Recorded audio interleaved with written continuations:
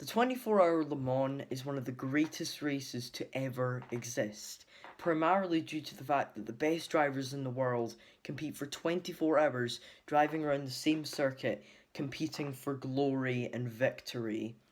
Only the best drivers have won this race: Christensen, Alonso, Hill, and, of course, in 1966, Bruce McLaren and Chris Amon. Now, what was very interesting about this race was the backstory behind it. How underdogs managed to overcome.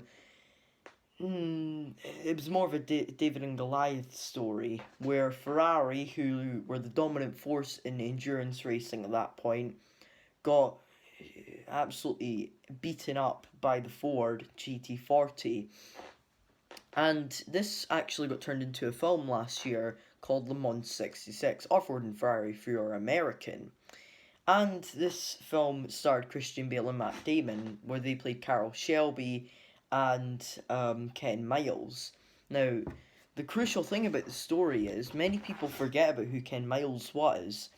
So I'm going to go through the backstory of this and why this race is one of, if not the greatest Le Mans race of all time.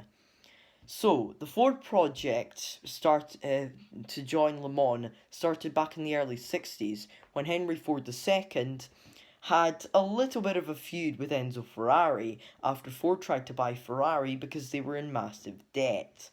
However, Enzo declined due to one small little factor.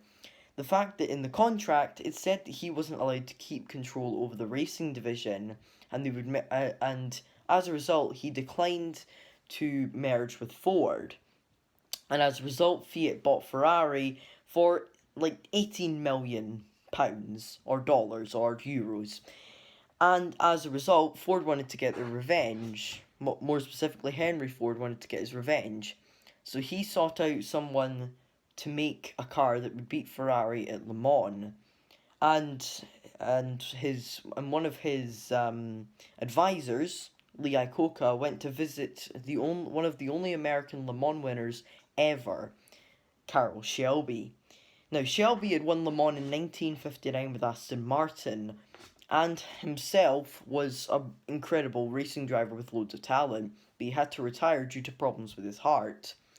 So, Iacocca went to visit Shelby and got him to um, they merged together to start the racing project, and as a result, he brought on one of his best friends. Shelby brought on one of his best friends to work on the project with him, and yes, you guessed it, it was Ken Miles. Now, Miles had started racing straight after the war as he drove a tank in World War II from the shores of France to Berlin in Germany, and as a result he was a brilliant racing driver and mechanic, and he was very good when it came to setting up the car. Now, Ford did not like Ken Miles because of his personality. He was a very fiery person, to say the least. He was a bit like the older version of Dan Ticktum then. Sorry, Nikita Mazepin. But he was nowhere near as controversial as Mazepin. Although he did have a few fights in his day, even with Shelby, he was a brilliant racing driver, as I already mentioned. Now, the project started in 1964, and Miles set about making the car as fast as it could. He kept on highlighting problems in the car, and as a result, he improved the car a crap ton. However, despite this, Ford did not take him to the 24-hour Le Mans, instead settling with Phil Hill, Bruce McLaren, Chris Amon, and Bob Bondurant. And Miles, well, he probably would have won the race if he had actually been in the car. Also, I forgot to mention Richie Ginther also drove the car as well, and they were leading in 65 until a problem forced them out of the race following problems with the car. However, 66 and Henry Ford was considering pulling out of the project as it cost Ford millions to make the GT40, which was what the car was called. If you're wondering why it was called 48, that was how big the car had to be in terms of the regulations. And the 66 Le Mans story is one of the finest to exist. So the Ford GT40 was not only used by just Shelby and the Ford company, but it was used by other teams, privateers. Obviously, in this day and age, it's just factory teams that enter in Le Mans, but in the 60s and 50s and 70s, anybody with a decent amount of money and two remotely good drivers could enter Le Mans. Drivers like Mario Andretti, Jochen Rindt, Pedro Rodriguez, Lucien Bianchi, and Graham Hill all drove Ford GT40s in that time of Le Mans. And in 1966, the race was incredible. At the start, Miles had a problem with his door, and the Ferraris, who had won the previous 4 or 5 years at Le Mans, the Ferraris, which were driven by Lorenzo Bandini and a French dude, I don't remember his name. I'll probably write it on screen.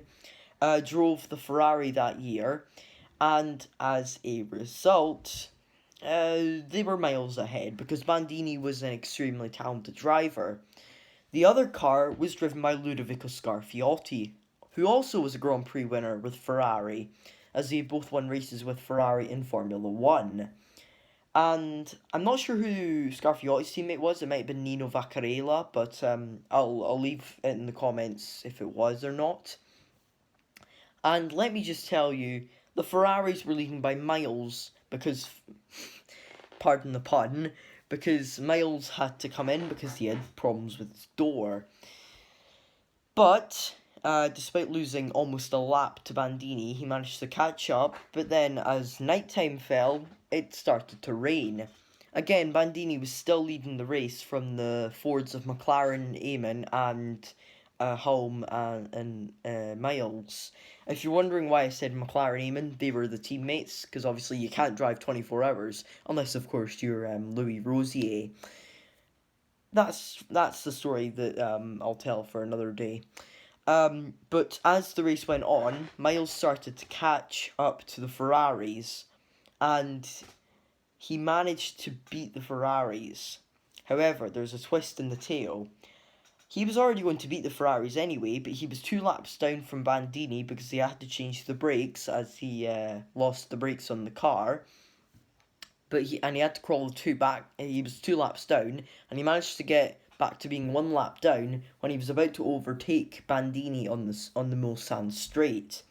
Bandini, however, had a problem with his car, and it wasn't a mechanical problem, it was human problem. And he didn't crash. No. He overcooked the engine. Okay, technically it was a mechanical problem, but it was mainly Bandini's fault, as he should not have been pushing that hard considering Miles was a lap down.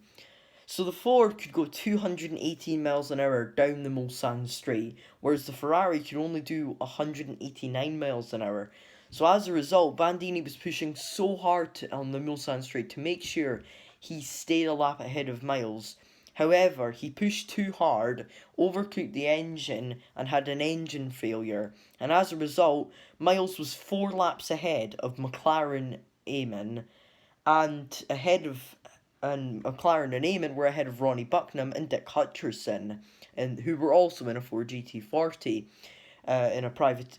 driving for a privateer company called Holman and Moody. And at this point, the executives at Ford, Leo Beebe and Henry Ford II, decided to slow Miles down for publicity. Now, some people say that he deliberately did this because he didn't like Miles. However, Shelby forced him into racing Miles because Miles had won Sebring just a couple of weeks or months earlier. And the deal was, if Miles won Sebring, he got to race at Le Mans. And he won Sebring because he passed Walt Hanskin right at the end of the race. So as a result, he managed to get the drive at Le Mans.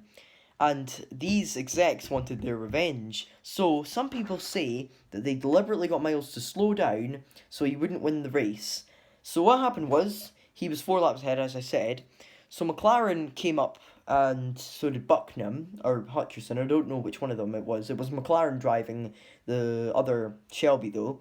And went across the line for a photo finish. However, there was a twist in the tale, and the reason why I mentioned the Ford execs was because of this.